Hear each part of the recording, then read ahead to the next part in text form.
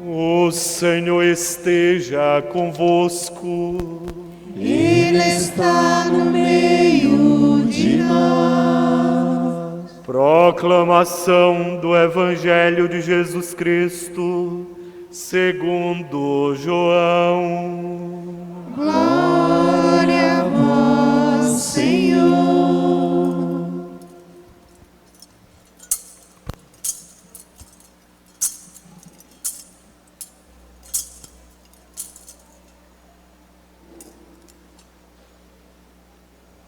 Ao anoitecer daquele dia, o primeiro da semana, estando fechadas por medo dos judeus as portas do lugar onde os discípulos se encontravam, Jesus entrou e, pondo-se no meio deles, disse: "A paz esteja convosco."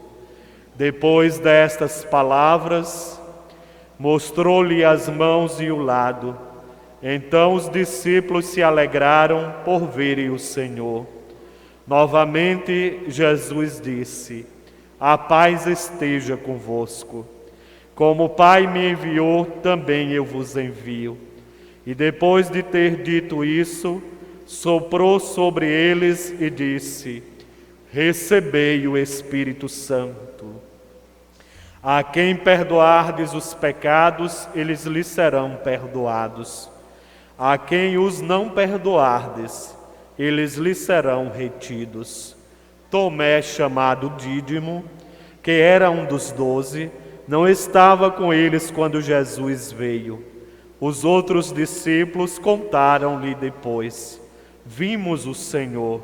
Mas Tomé disse-lhes: "Se eu não ver a marca dos pregos em suas mãos, se eu não puser o dedo nas marcas dos pregos e não puser a mão no seu lado, não acreditarei."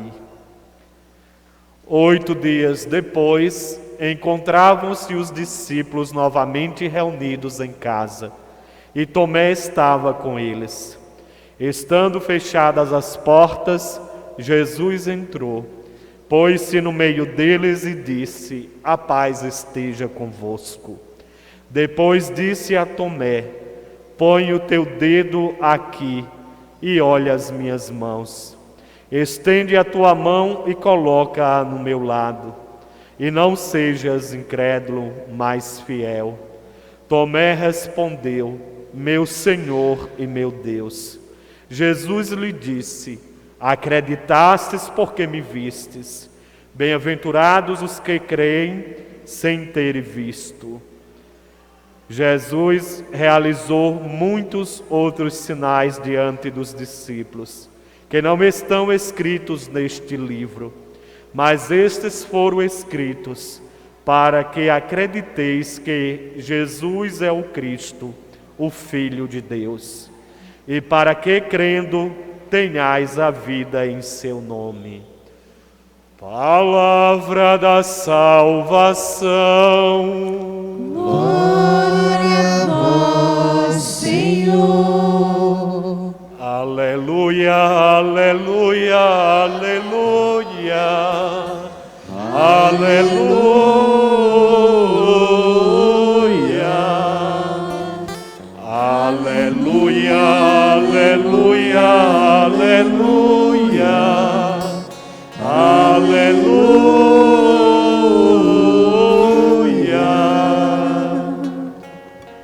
Diletíssimos irmãos e irmãs em nosso Senhor Jesus Cristo, estamos festejando o nosso padroeiro, São José Operário, aquele que guardou a palavra em segredo, pois ele poderia ter denunciado Maria, mas ele guardou a promessa de Deus para que se cumprisse toda a Escritura. Assim ele abandona Maria em segredo, porque Maria naquela época poderia ser apedrejada, pois a mulher que era pega em adultério era apedrejada. Assim, os anjos apareceram em sonho a José e lhe contaram todo o segredo messiânico. E José, como um bom pai, um bom esposo, aquele que é guardião da Sagrada Família, ele abandona tudo em segredo e a palavra de Deus se realiza. Assim também a palavra deve se realizar em nosso coração, pois no mistério da nossa vida devemos ter sempre infundida esta palavra, pois a paróquia é um lugar da palavra e de oração.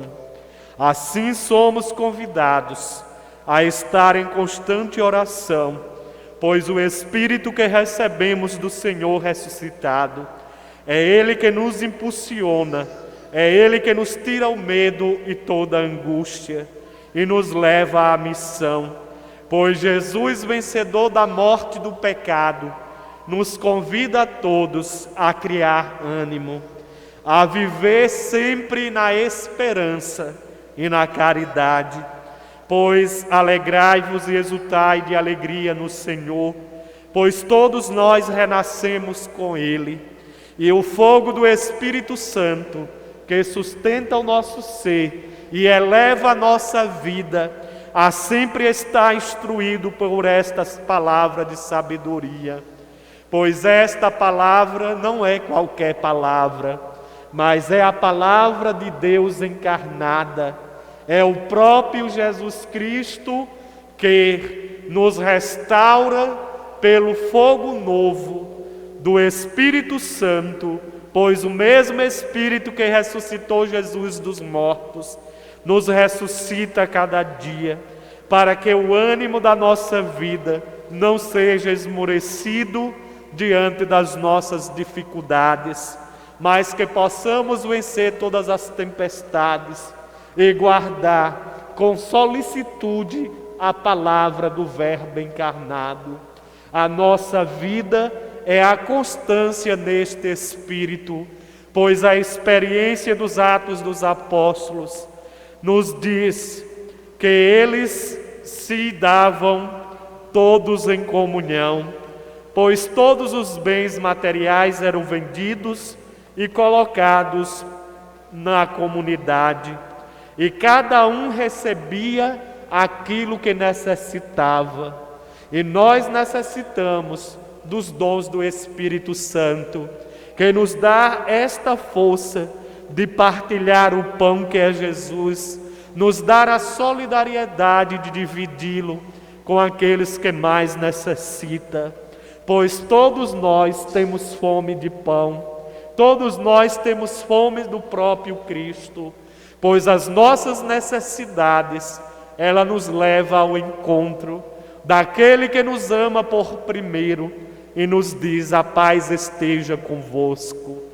Essas 3 vezes repetidas nos leva a uma consciência de aprofundamento em que Jesus, o pão da vida, Ele se aparece a cada um de nós em todas as situações e nos diz que o nosso coração não deve estar atribulado, qualquer que seja a dificuldade, mas que possamos nos alimentar dele, possamos nos alimentar da sua palavra, que é justiça entre os homens. Assim partilhemos o bem e encontremos o verdadeiro amor. Aqueles que iam ao encontro dos apóstolos eram curados, de todas as suas enfermidades. E assim eles anunciavam e espalhavam o nome de Jesus.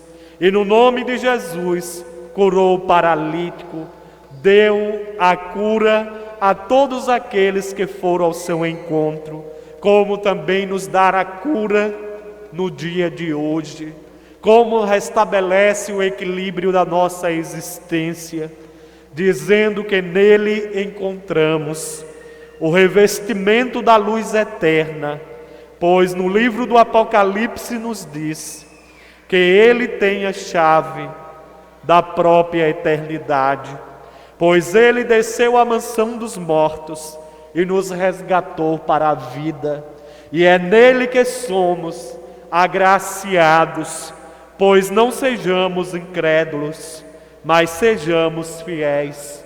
E para ser fiel à palavra, nós devemos nos alimentar da mesa da Eucaristia, Jesus partilhado, e do pão da palavra, que restabelece a justiça entre os homens e ensina todos os homens a prática da justiça.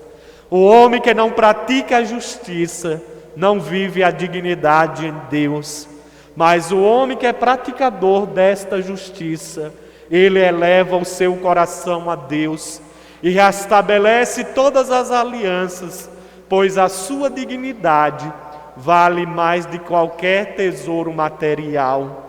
Pois a dignidade do homem ninguém compra, mas a prática da sua justiça resplandece com a lei de Deus. E resplandecendo com a lei de Deus, ele pratica as virtudes e distribui os dons como sentido de graça pelo Espírito Santo. Assim, sejamos sempre a palavra de honestidade para o outro, pois quando colhemos a dignidade do coração do nosso irmão, contemplamos Deus eternamente, pois é nele que a nossa fé se restabelece, pois é neste sentido que Tomé diz: se eu não tocar nas suas feridas e do seu lado não acreditarei. Assim, quando Jesus aparece a segunda vez, Tomé diz: meu Senhor e meu Deus. Como nós devemos exclamar na nossa vida, pois é preciso tocar nas feridas para curá-las.